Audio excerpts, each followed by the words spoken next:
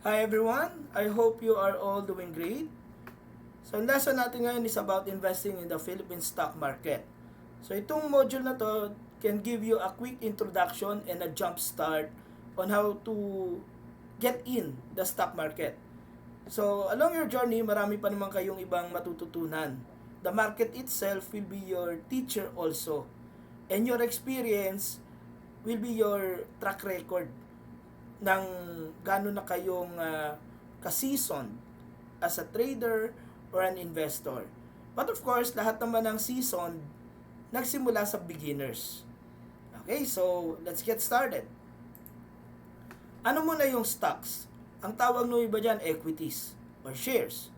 In Tagalog, SAPI. So ito ay ownership interest in a corporation. So kung ikaw ay isa ka sa mga shareholders or stockholders, ikaw ay kasapi. Kasapi ka ng mga may-ari ng kumpanya. Now, bakit nga ba nag-i-issue ang mga korporasyon ng shares or ng stocks nila? Because they want to raise capital. So, ito ay isang paraan para mag-raise ng capital. Aside from, pwede rin naman silang mag-issue ng bonds or pwede rin naman silang mag-borrow. Two types of stock. Meron tayong common stock at saka preferred stock. So, yung common stock, they are at the bottom ng hierarchy o ng ladder, no, ng priority. Meaning, when it comes to liquidation, sila yung huling babayaran. Bakit? Kasi uunahin mo na yung mga creditors, tapos yung bondholders, and then the preferred stockholders bago yung common stockholders. So in terms of dividends, ganun din, nauna yung preferred and last yung common. However, yung dividends sa mga common stocks or common stockholders can vary. Pwedeng mataas, mababa, meron o wala. Kaya naman, sila rin yung binibigyan ng voting rights para makapag-elect sila ng board of directors kapag merong annual stockholders meeting. Sila ay nai-invite and they can cast their votes. Ang preferred stock naman, walang voting rights. And they get the priority to be paid with the dividends first prior paying the common stockholders. So, yun nga lang, yung kanilang dividends ay nasa fixed rate. Hindi tulad ng sa common stockholders, pwedeng mag-vary yung kanilang dividends. So, let's go with the forms of stocks. Okay, so, simulan natin sa blue chips. So, ano ba yung blue chips? Na? So, pag tinawag natin na blue chip, high value. Parang yung sa mga casino, di ba? Pagka nagbe-bet sila, gumagamit sila ng chips. And the chips have color coding. So, yung mga kulay blue na chips, high value yon. So, sa stocks, when you say the stock is a blue chip, high value. So, what makes a stock high value? So, una, yung kanyang market capitalization, malaki. No? So, being so, hindi ito yung mga madaling paliparin, pabagsakin ng mga hinete sa stock market. Also, blue chip stocks, these are companies na matagal nang nag-exist, no? Meron ng proven track record and yung stability nila subok na. Sila yung mga tipong hindi basta-basta magsasara on the next 5, 10 or 15 years. Plus, they have a good track record of profitability. What about yung income stocks? So, yung income stocks, from the word income itself means earnings. Ito yung mga companies na may religious publishing of earnings. Therefore, ito rin yung mga hanap natin kung ang goal natin is high dividend yield, yung mga investment natin, then you can choose income stocks. What about growth stocks? So itong growth at saka speculative, ito yung mga tinatawag natin na parang mga third liners natin. Bakit? Ano ibig sabihin nun? So, ito kasi pang speculation. Okay? So, third liner.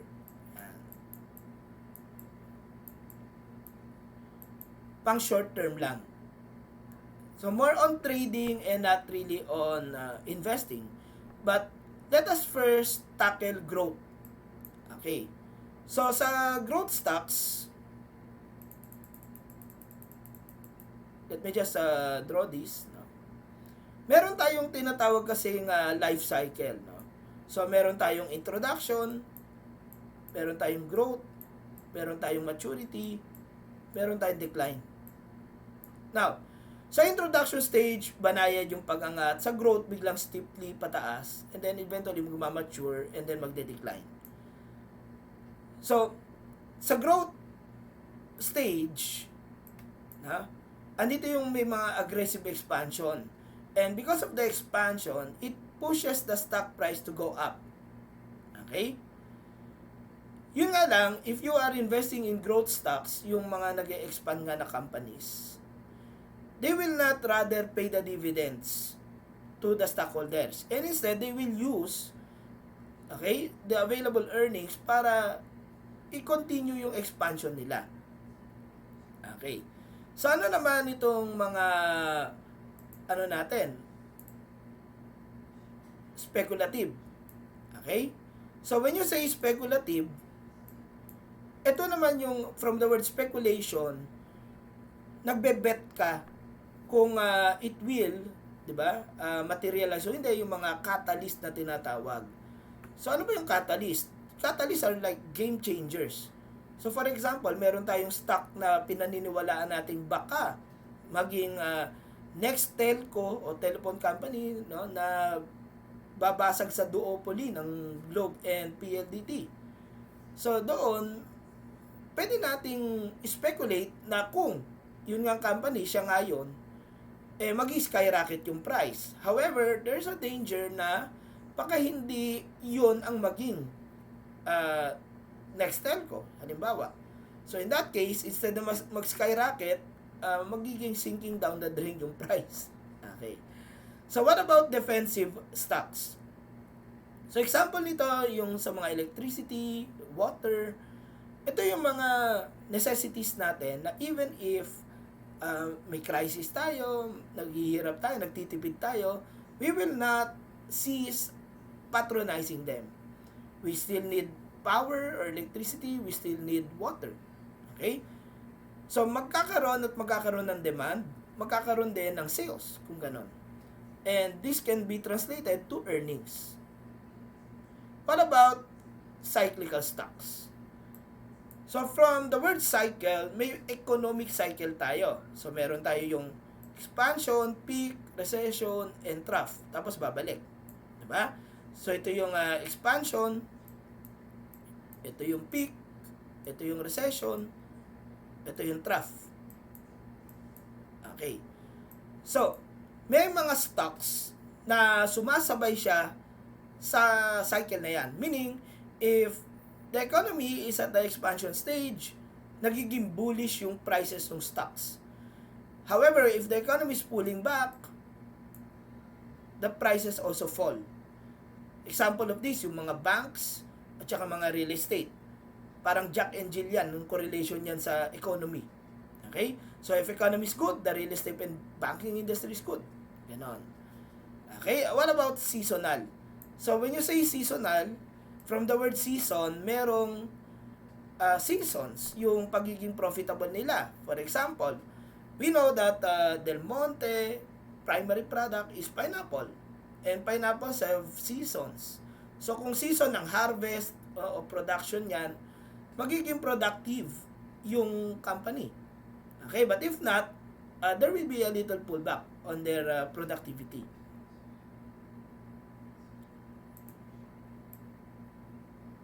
Okay, let's go with the next.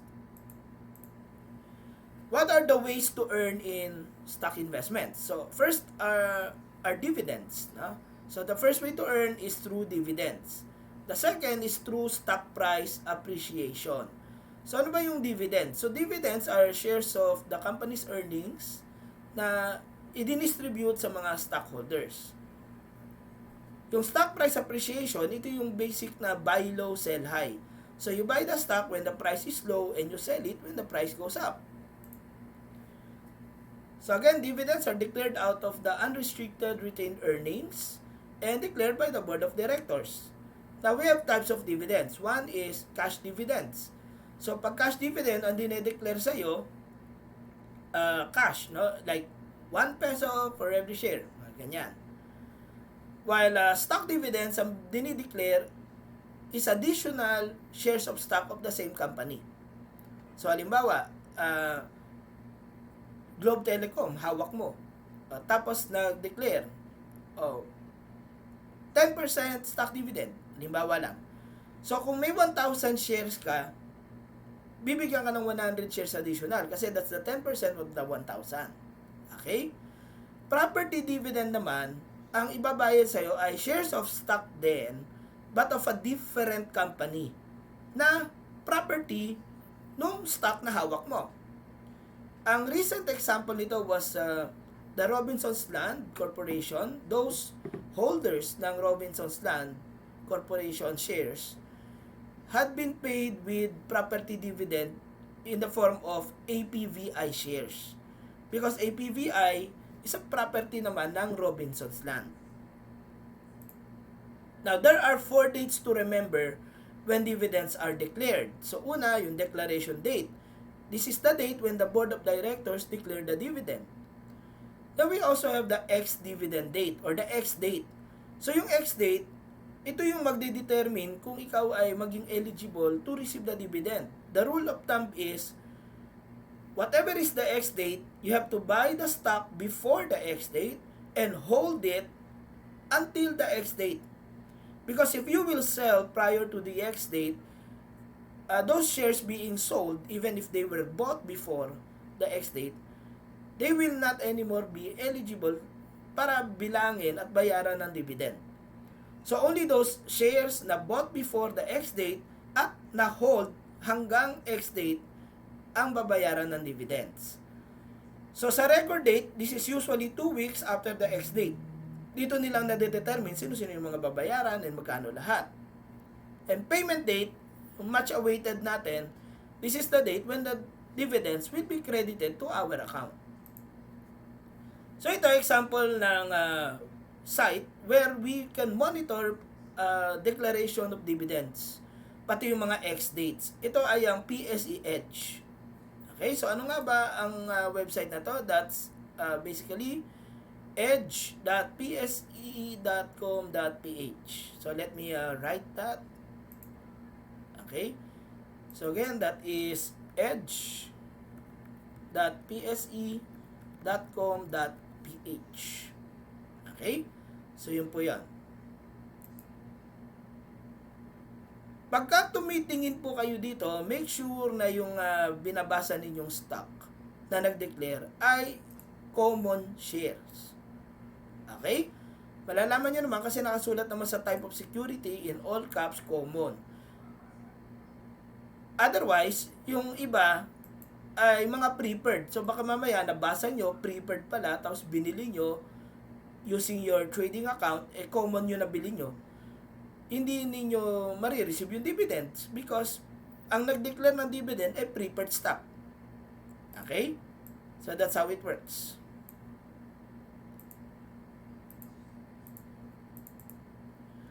Then the next way to make money is through capital gains.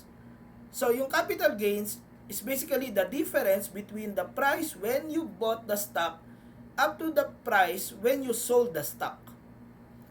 Now, habang hawak mo pa o holding ka pa dun sa stock, whatever gain or losses na nakikita mo doon sa portfolio mo ay tinatawag na paper gain or paper loss. On paper, ang tawag kasi unrealized. It can still change. Okay? The unrealized or the paper loss or profit can only be realized the moment you sell the stock. So ito ay example ng mga prices of the stocks since 2003, 2007, 2010, and I am going to cite yung 2020 prices. So dito kung makikita ninyo, these are all blue chip stocks. That's for sure. Okay? And the prices went up nung 2007. Most of them went up. Okay? For some, you can observe na nung 2010 mababa. Well, in fact, hindi naman sila nung 2010 bumaba.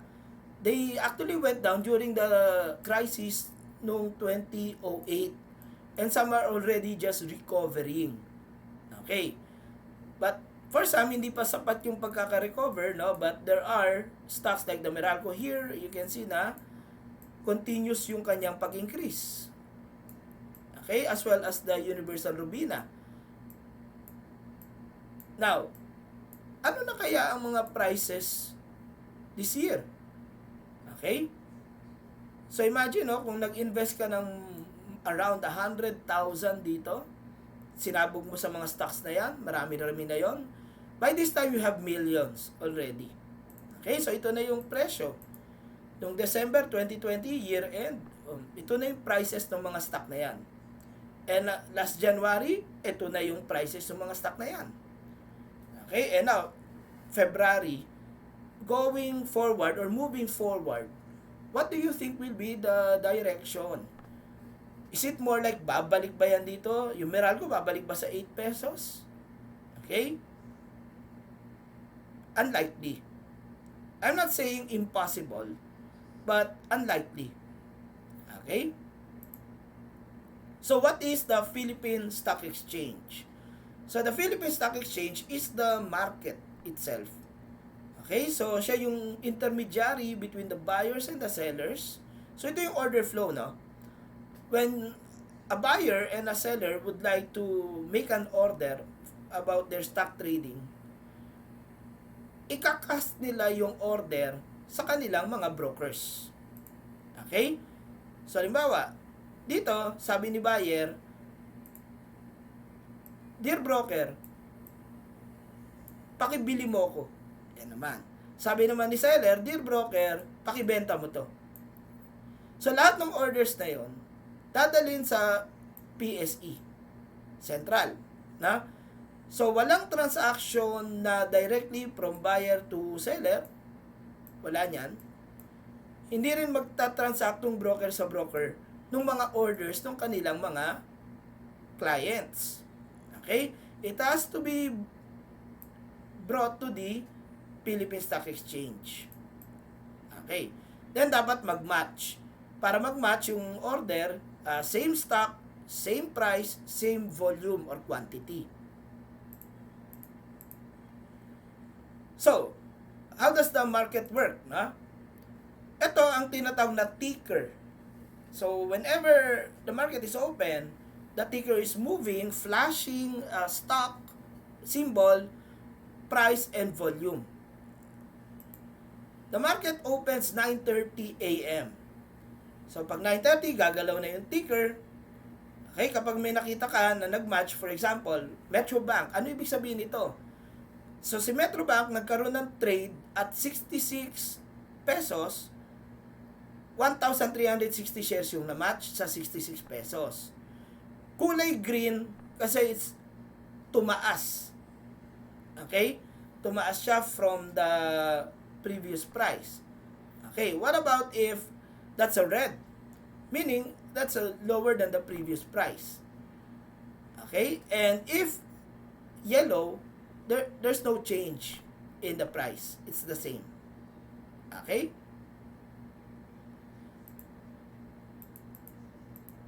Now, the market closed at 1 p.m. Ngayon, kasi shortened trading hours tayo. Okay, so ibig sabihin, dati kasi hanggang 3:30. So ngayon, wala na siyang break. Dati may lunch break pa. Ngayon, hanggang 1 o'clock lang. Pero dire-diretso 9:30 to 1. So, the Philippine Stock Exchange has more than 250 common stocks listed in the electronic board. Okay, and being traded. Now, we have what we call the index or the PSEI, which is composed of 30 blue chip stocks in the country. So, the PSEI is the barometer of our stock market. So kung halimbawa, tumaas o bumaba ang stock market ng Philippines, ang reference ay ang level ng ating PSEI. So ito yung mga composition ng PSEI, 30. Ano mapapansin nyo sa kanila? All of them are high market capitalized. No? Malaki o mataas yung kanilang market capitalization. Nagbabago rin ba yung mga members ng index? Yes. So, ito yung recent changes. The Bloomberry had replaced Petron in the index. Then, Pure Gold replaced Emperador. So, PSE index at a glance, kung titingnan nyo, may mga ups and downs. But in overall trend, pataas naman siya. So, syempre, nagre-react yan sa mga economic events o sa mga news. For example, during the Asian financial crisis, bumaba rin yan. During the 9/11 bombing, bumaba na naman. Okay? The Lehman Brothers default, bumaba na naman. Bakit ba bumababa? International naman yung mga news, no? I mean, hindi naman sa Pilipinas. Simply because we have relationship with other countries, like our export and imports. So, any economic news in foreign land can also affect our local market. Then we have the US-China trade wars, which also affected the stock market. And what was the latest? Of course, that's the COVID-19, the pandemic. Okay? Which also shook our market. But overall, meron tayong tinatawag na compounded annual growth rate and it's around 8% naman. Decent enough. Still higher than what the banks can give you. Okay? Higher than what the bonds can give you. So, may ups and downs. Sometimes it's higher than 8. Sometimes it's lower than 8. But on the average, you can make 8%. So, how do you start investing in the stock market? So, una, kailangan mo ng bank account. Okay, why is that? Digital na tayo ngayon, tsaka fintech, no? This is for you to be able to move your money from your bank account to your trading account para maka-purchase ka ng mga shares o maka-trade ka. So, aside from your bank account, by the way, dito nga nanggagaling yung ipampopondo mo sa trading account. And vice versa, kapag nagbenta ka naman ng stock, okay, proceeds will be in your trading account and then you can move it from the trading account back to your settlement bank account. Then you also need to open a trading account with your stockbroker of your choice. Okay, stockbroker hindi tao but a company. So there are two types. We have the online stockbrokers and we have the traditional. So yung mga traditional, yung nagbibigay ng mga full service like bili mo ako, paki-analyze mo to, ganyan. So kahit via phone call, email, or chat, they can execute your trades upon your order. Sa online, you don't call anyone, you just need to log in either desktop or mobile app. Sa mga ibang brokers, may mga mobile app. Then you can already execute your trades with clicks of buttons. Okay? So how to open your trading account? You need to fill out information form. Ngayon, electronic na yan. Then submit your specimen signature and submit valid IDs and proof of billing actually. Then you fund your trading account once it's already approved. No? And you can now choose the stocks to buy. Then monitor the price movement. If you're happy and you know it, okay, kumikita na, then you can decide to sell the stock.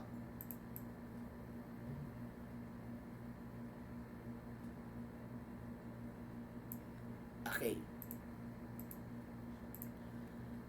So, this is the PSE website. Okay, ano ang PSE website natin? That's www.pse.com.ph.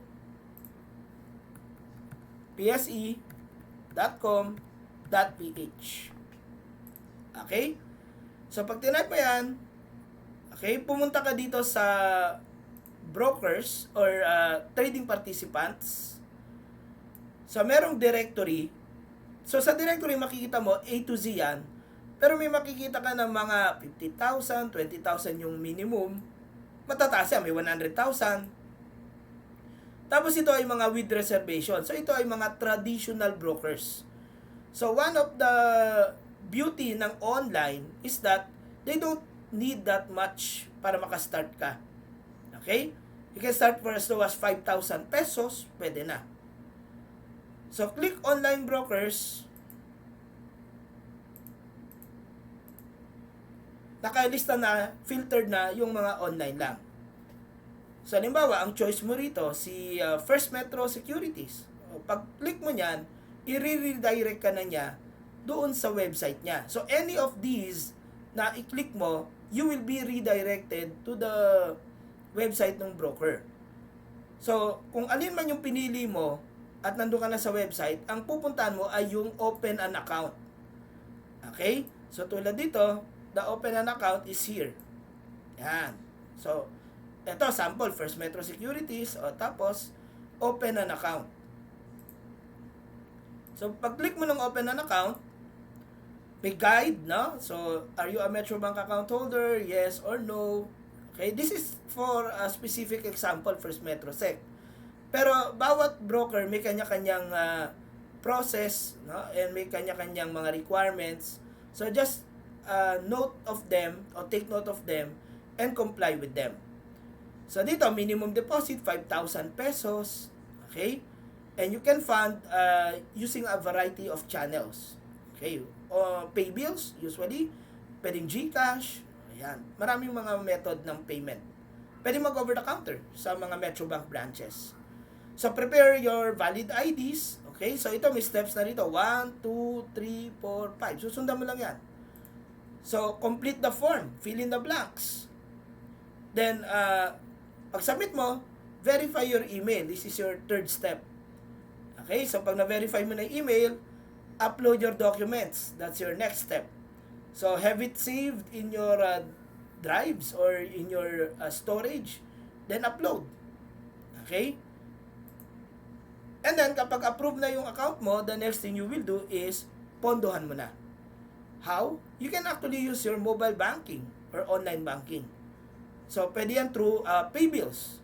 Tulad dito, nag-use ako ng pay bills and I got the money from my Metro Bank account. So, once you have your account balance or buying power, kung tawagin natin, you can now choose stocks to buy. So, halimbawa, napusuan kong bilhin tong Ali or Ayala Land nung time na yan. All I have to do is click on the trade and then fill in the blanks. Ano yung mga kailangan mong i-fill na information? Una, anong stock? Ilan? At anong price? Ngayon, may mga information ditong lalabas upon typing your stock. So una, ano tong bid price? These are buyer's prices. Ask price, these are seller's prices. So, ang bid price may levels, no? So, the top level is the highest bid. So, the best bid price is the highest among all buyers. Okay? Among all sellers, ang best ask price is the lowest price. Okay? So, ang top ask price is the lowest price. Ang top bid price is the highest price. So, ano naman tong volume? Ibig sabihin, sa mga nagbebenta at this price, ito yung total shares na binebenta sa price na 44.60. Okay? Ito naman yung total buying shares o shares na binibili na sa presyong 44.55. Nagkaroon ba ng match? Wala, because the highest bid did not match the lowest ask. Okay. So, if you want to buy ahead of these buyers, ang recommendation, tapatan mo na yan para makuha mo na agad. Conversely, kung ikaw naman ay seller at gusto mo makabenta agad ahead of all these sellers, tapatan mo na yung highest bid. Done agad yung transaction mo. Okay. So, what if nag-buy up ako? For example, the last trade here is 44.60. Yung last na nag-match. So, pag bibili ako 44.70, pwede, isasubmit ko 44.70, pero hanggat may nakikita silang seller at this price, ibibigay muna yan sa'yo. So, i-fill mo na yung order mo with the best ask price bago sila umakyat ng mga levels na yan. Okay. So, assuming nakabili ka na. So, meron ka ngayong portfolio. Sa portfolio, makikita mo kung ano yung gaining ano yung losing. So again, ito ay profits and losses ko, pero yan ay unrealized. Okay? On paper, kasi hold ko pa yung shares eh. So isa rin sa mga strategy sa pag-invest, ganito. If ganito yung pera mo, do not engage all your money. Makikita ninyo may cash pa akong natitira. Okay? And look at the percent distribution for each of the stocks. Kailangan medyo medyo balance. Okay? Although dito makikita nyo medyo mataas ng konti dito kay Haven. Pero halos close fight sila. Tapos dahil nga diversified, kahit may nalulugi, may mga kumikita. And what if naka-all in ako sa SM? Eh di, since pula ito, lahat ng investment ko down. But because some of them are green, maliit lang yung pinaka-net damage ko. That's because of diversification. Do not put all the eggs in one basket. Okay. What if you want to sell? So parang buying lang. Except, ito, do not forget na i-click yan, no? Kasi dangerous yan na hindi mo pala na-click, naka-buy. Ang result, instead na nakabenta ka at nabawasan mo yung share, madadagdagan. Lalo na kung may buying power. Kasi kung may buying power ka, ma-execute yan kasi may pambili, may pangtapat, no? So, magkakamali ka ngayon ng trade plan mo kasi sa halip na nabenta mo na, nadagdagan pa. Yet, sa mahal ka pa nakapagbili kasi dapat bentahan na yun eh. Bayang nagawa mo. So, wag lulutang-lutang pag nagte-trade, no? Okay, wag sabaw-sabaw. Kailangan na alerto. Okay, listo. So, ito sample ng isang trade history ko. Kung makikita ninyo, kahit in a matter of day, pwede kang kumita. Okay, so ito, the same day, 15% up agad yan. Kasi 61.70 nabili, nabenta ng 71.95. So overall, yung 19,000 dito, 800, naging 23,017. Kumita agad ng mga around 3,000. Now that's 15%. So for as long as you keep on buying low, selling high, you will be okay in the stock market. So ito, sample ng aking mga trades. Makikita nyo rito yung converge. Ito yung buy, no? Let's see the price, 14.78. Do I see the sell of a converge here? Yes. I sold at 15.68, so kumita. What else is in here? May buy Jollibee rito at 183. Okay? We have a sell Jollibee at 194. Kumita. Buy low, sell high. So, meron tayong all HC buy 296. All HC sell 302. Kumita. Okay? So, that's how you make money. Okay? It's a no-brainer. Buy low, sell high. So, why do prices fluctuate? Because of economic news. Okay? And some company news also being released. So, if there are positive news, so law of demand supply, there will be more buyers, less sellers, and the price will be pushed higher. Kung meron namang negative news, there will be less buyers, more sellers, and the price will be pushed lower.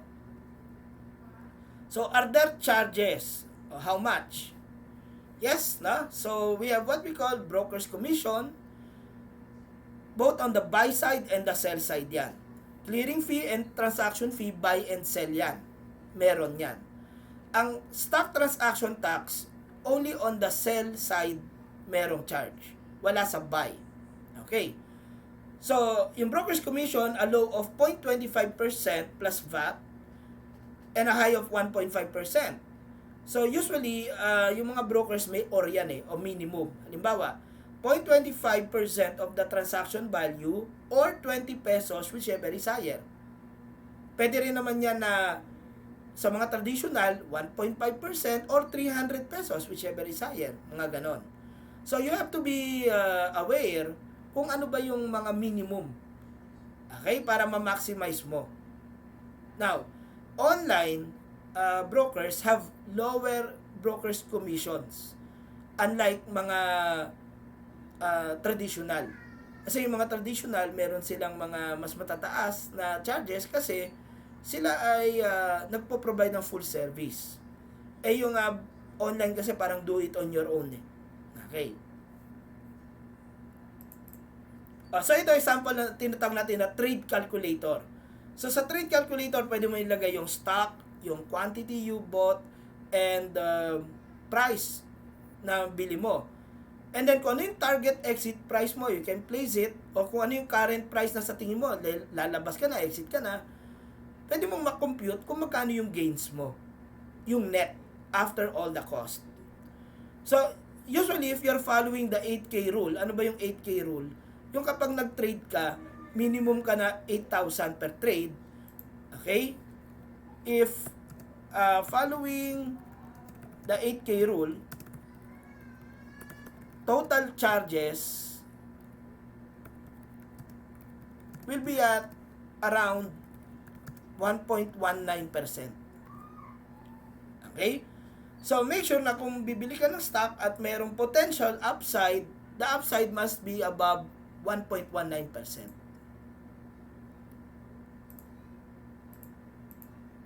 So, how many shares can you buy?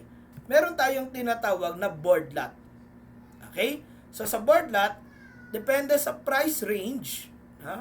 So, if the price of the stock is 1,000 and up, the minimum shares and the increments you can buy is 5. So, 5, 10, 15, 20, and so on and so forth. Hindi pwedeng 28, hindi pwedeng ganon. Now, if ang price range naman ay from 50 before 1,000, increments of 10. Okay, so 10, 20, 30, 40, cannot be 45. Okay. So, pag 5 pesos naman, before 50 pesos, minimum and increments of 100. So, 100, 200, 300, ganon. So, halimbawa, yung mga Ayala Land, nasa mga between 40 pesos yan, 250. Wala pang 50 yon. So, tigwa 100 yon. Okay? Yung mga example naman ng stocks na 50 centimos before 5 pesos, that will be a minimum of 1,000 shares. Okay? And increments of 1,000. 1,000, 2,000, 3,000. Yung mga nandito, hindi ko na masyadong pinapansin yan personally. Dahil para sa akin, yan yung mga basura stocks. Okay? But those are the board lot multiples for them. Ano naman tong fluctuation? So, halimbawa, the stock is priced 40 pesos. So, yan ay kabilang dito sa 20 to 49. So, if you will bid or set an ask, pakyat pababa, plus minus ka, 0.05. So, it can be like 40.05, yan, 40.10, ganon. Tapos, pababa naman, yan ay magiging mga 39.95. Okay, mga 39.9, ganon. So, hindi ka pwedeng maging gitna ng mga fluctuation. Okay?